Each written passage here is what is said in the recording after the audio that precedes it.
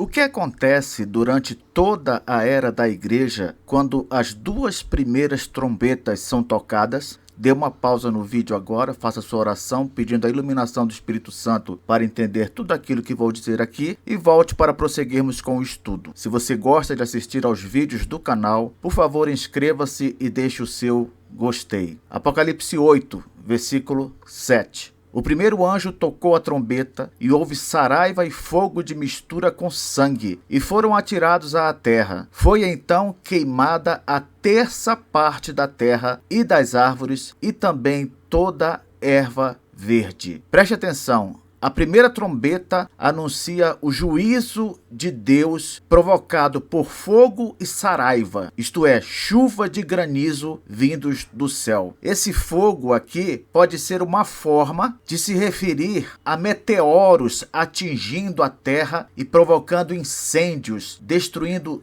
toda a natureza ao redor. Mas, professor, não é comum vermos esse tipo de juízo de Deus sobre o mundo. Chuva de meteoros? Saibam, meus caros, que isso é mais comum do que vocês pensam. Não à toa existem, acredite se quiser, 190 crateras sobre a Terra causadas por meteoros. A maioria delas está localizada na América do Norte, 32%, seguida pela Europa, 22%, Rússia e Ásia, dividindo 16%. Olha o que diz a Bíblia sobre isso. Êxodo 9, 24 a 26. De maneira que havia chuva de pedras e fogo, misturado com a chuva de pedras tão grave, qual nunca houve em toda a terra do Egito, desde que veio a ser uma nação. Por toda a terra do Egito, a chuva de pedras feriu tudo quanto havia no campo, tanto homens como animais. Feriu também a chuva de pedras toda a planta do campo,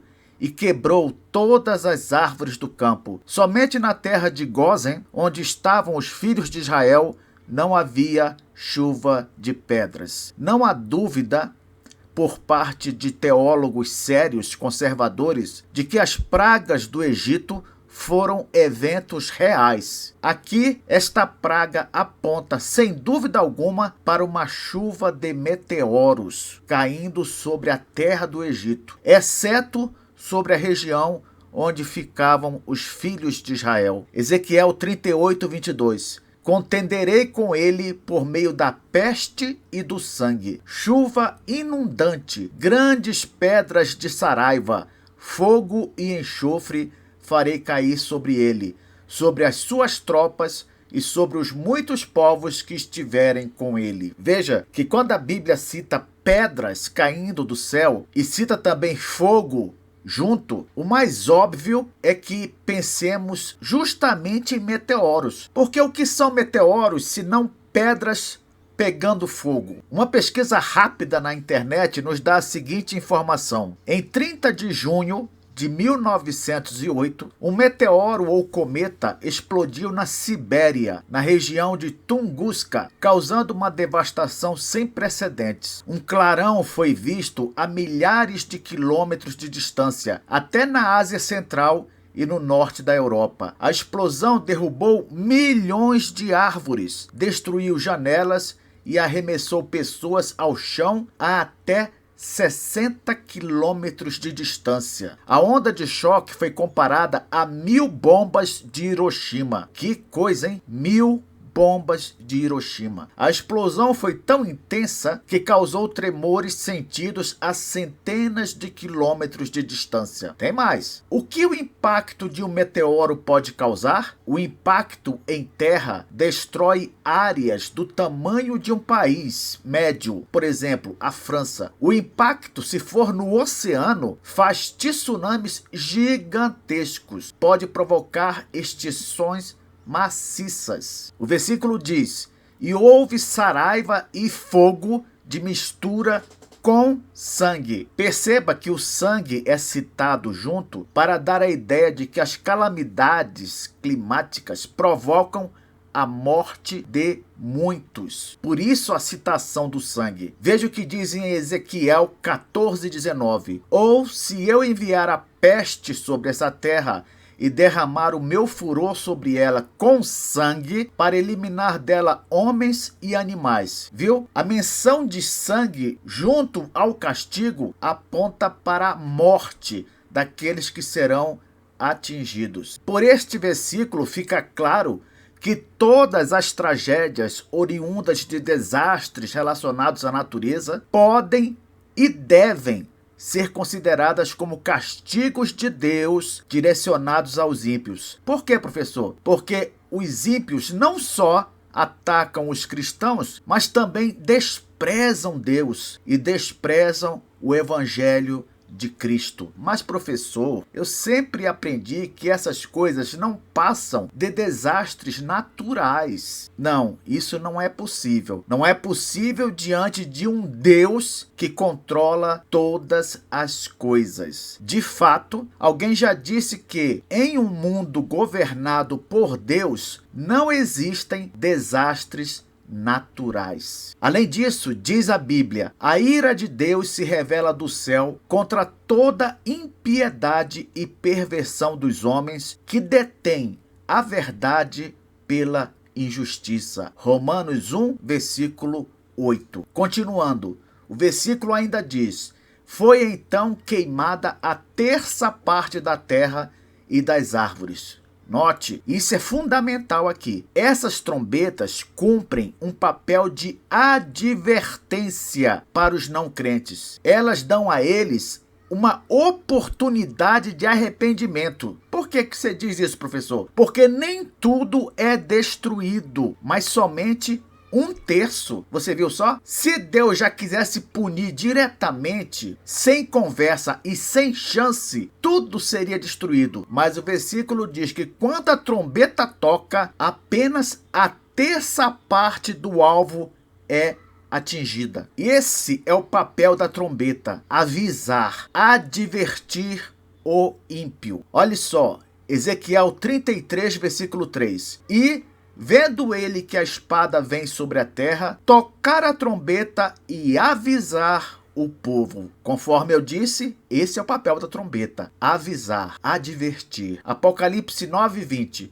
Os outros homens, aqueles que não foram mortos por esses flagelos, não se arrependeram das obras das suas mãos, deixando de adorar os demônios e os ídolos de ouro, de prata, de cobre, de pedra e de pau, que nem podem ver, nem ouvir, nem andar. O que esses homens deveriam fazer depois de terem sido atingidos por esses flagelos mencionados aqui em Apocalipse 9? Eles deveriam se arrepender de suas obras malignas e se voltar para Cristo. Porém, diz o texto aqui que eles, embora tenham sobrevivido, não se arrependeram.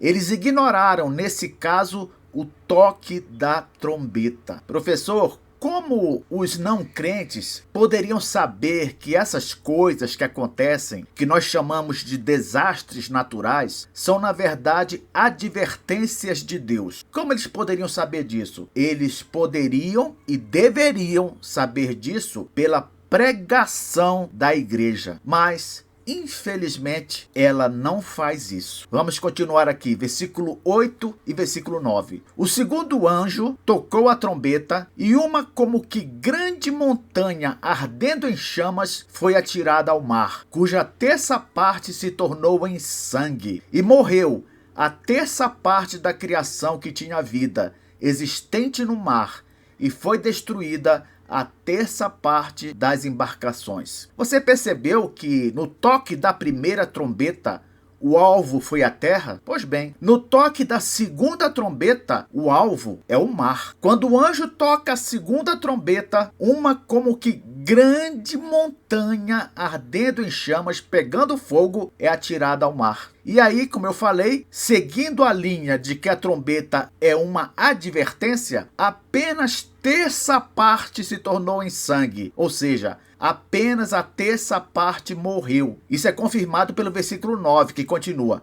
e morreu a terça parte da criação que tinha vida, existente no mar, e foi destruída a terça parte das embarcações. Há sempre essa ênfase na terça parte para mostrar que a trombeta tem simplesmente o papel de advertir. Ela acontece como um aviso para que o não crente se arrependa antes que seja tarde demais, isto é, antes que ele morra. Nós vemos agora tragédias relacionadas ao mar, porém com o mesmo objetivo das tragédias relacionadas à terra: punir o não crente e, ao mesmo tempo, como eu tenho dito aqui repetidamente, dar-lhe uma oportunidade de arrependimento.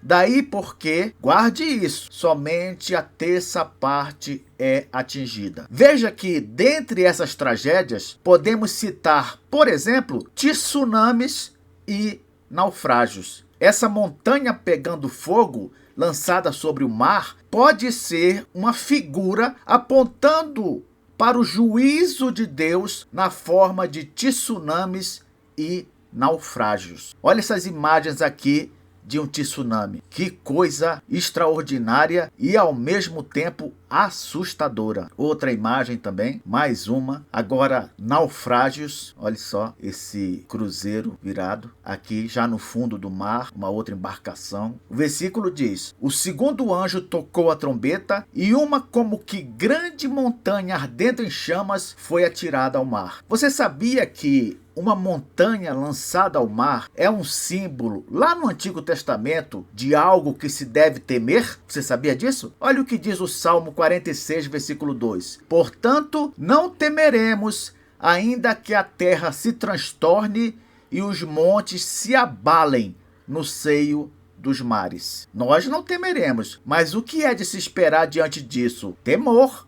É claro, vou repetir o versículo. Não temeremos, ainda que a terra se transtorne e os montes se abalem no seio dos mares. Então, como eu disse, essa imagem do monte lançado ao mar é uma figura do juízo de Deus. Fora isso, pense comigo, se uma montanha gigante lançada ao mar já causaria estrago, imagine uma montanha pegando fogo, como observa o comentarista bíblico William Hendrickson em seu comentário ao livro do Apocalipse, uma obra intitulada Mais que Vencedores, não é? Se uma montanha comum já faz muita coisa de ruim, imagine uma montanha pegando fogo, conforme descrito aqui no livro do Apocalipse. Na próxima aula veremos o que acontece durante toda a era da igreja quando outras trombetas são tocadas.